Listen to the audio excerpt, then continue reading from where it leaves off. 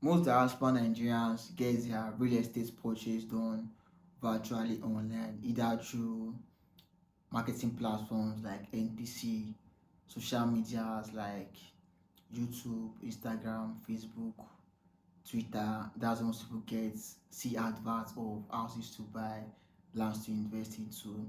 And then even with this recent demolition issue too as well, there's literally no person that has invested in Nigeria that's not reaching out to their realtor, their brokerage firm, their surveyor, their lawyer, a developer that asks, okay, what's up with the property? Is it safe? This and that. Everybody's trying to find out what's up. So we're just trying to like bring more clarity, and then the major demolition happening around the mainland as Mende Maryland has its, the islanders, Ikota has its, Jakonde has its, and then those estates that was marked for proposed demolition and lack of approval in Epe as well. We'll be bringing in more insight on exactly what's happening, what is causing this main demolition happening in this part of Lagos State, and then to also make diaspora Nigerians have more calmness and, should I call it, more peace of mind regarding the property investment that we're getting legally here in Lagos, Nigeria.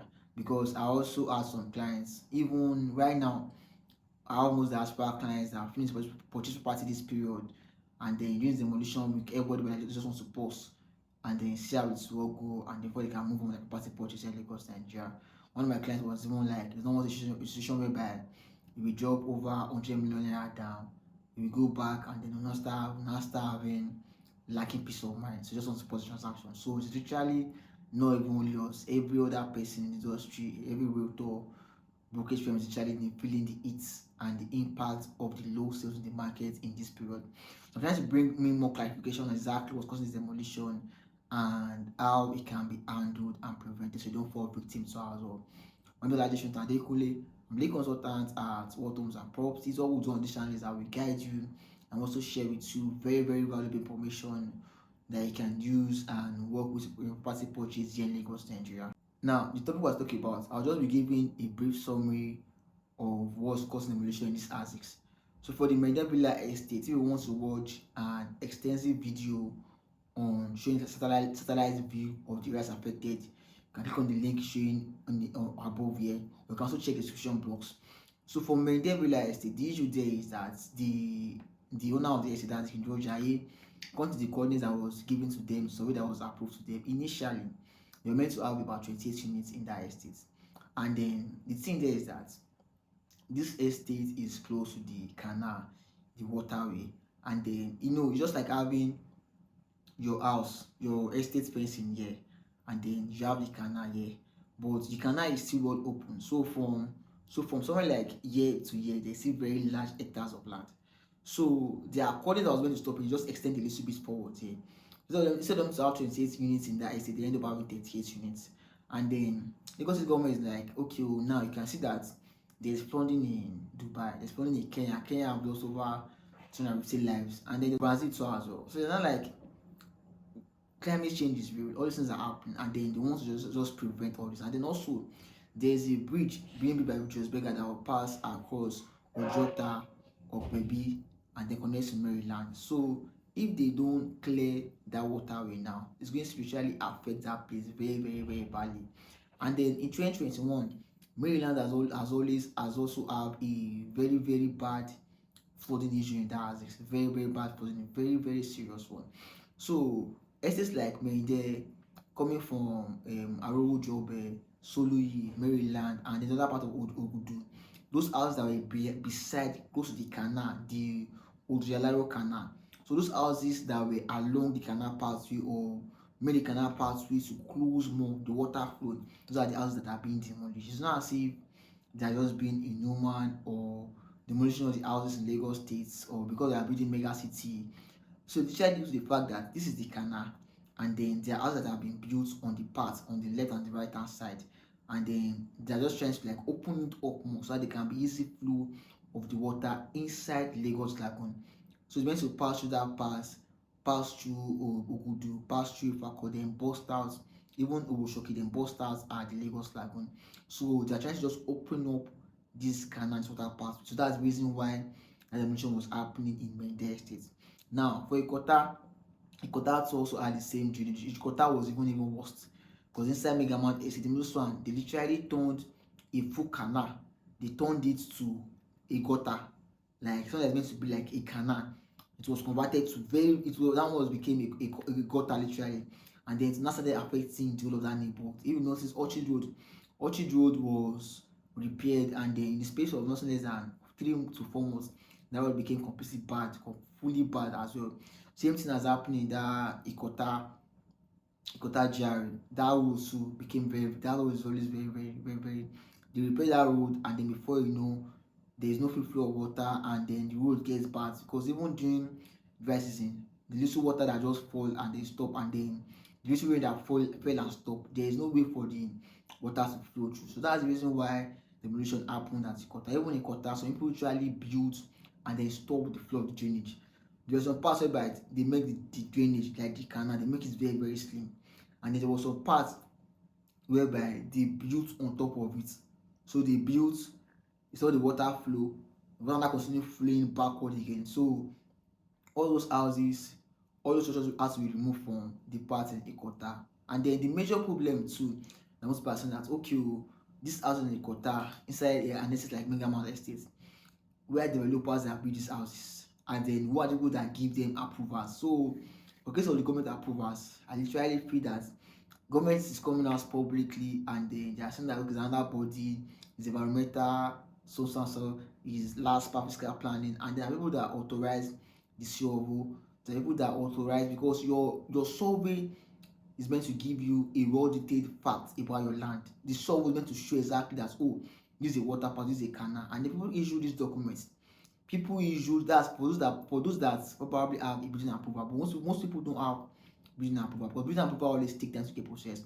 Most developers they don't have a building approval, so they just build on these parts. And then also the thing there is that most of the government officials don't really know what's going to happen to them, but the physical plan authority chairman, the commissioner, was like they've already had about 3 cases. They are on them.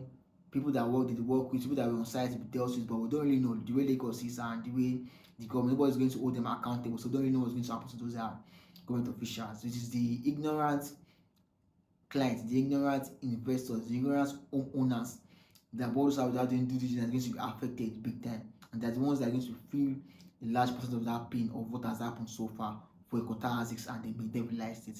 And then finally for Epe, you can see those pictures shown on the screen. That's along Lake Epe Expressway, going to the main Epe town and also Lekki. And Lagos State government is saying that Epe literally was meant to have Epe literally has 3 plans: forestry, agriculture, and then residential. And then you began to check the master plan they have for Epe. They covered most part as agriculture. Now, how many agriculture is being carried out in Epe? How many agriculture is even being carried out in Lagos State? It's not that much.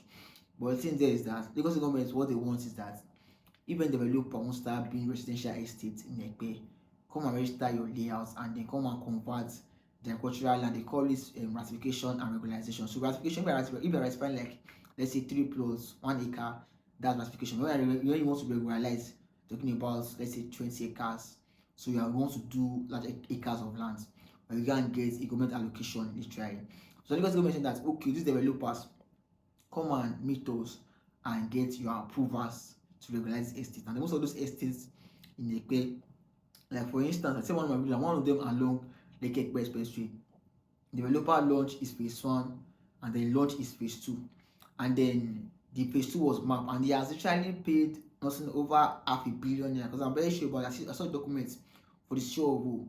But the thing there is that the approval for stuff like layout permits, approval for stuff like planning permits, approval for stuff like fencing permits has not gotten from another body of the government. Because in Lagos State there is LASPA, the Physical Planning Authority, there is LAPSCA, that's Lagos State Building Control Agency.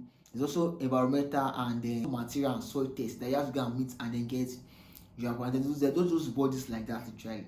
So Lagos State saying that okay, what's Epe developer? You guys have not obtained all your necessary documents. Let's say for instance now you have survey from Ministry of Lands.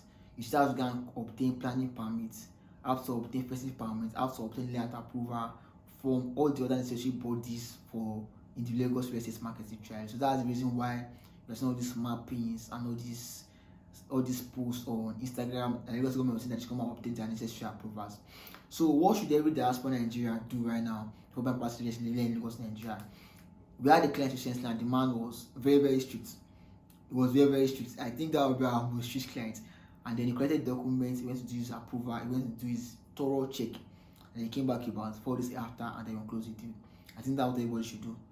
We don't want to advise anyone to use our lawyers at this moment. You can use your lawyer, you can use your surveyor, and they can do diligence and then give us the feedback and they can go with it too. That will list to be the best. And then people are saying that, oh, they invest in Lagos State. You can also see the issue of demolition that was happening in data set another part of Lagos too as well. And then with regards to this demolition being a way of APC trying to get back on a particular ethnic group from the result of the last election. Now, let me say this. The Kinjo Jaye, that's the developer of Mende Maryland estate, is a staff of Lagos State government, and it was the estate that was affected. Ikota Canal Pathway, a Lagos State government official that is currently in office, about 6 of his actors were affected. It was even a video where they were trying to like negotiate and even bribe to come up like normal settlement that okay, let's let this pass. And then it was like this has to be done because of flooding issues that might be happening anytime from now. So anything being said like being tribalistic is just dog biting. It's not tribalism at all.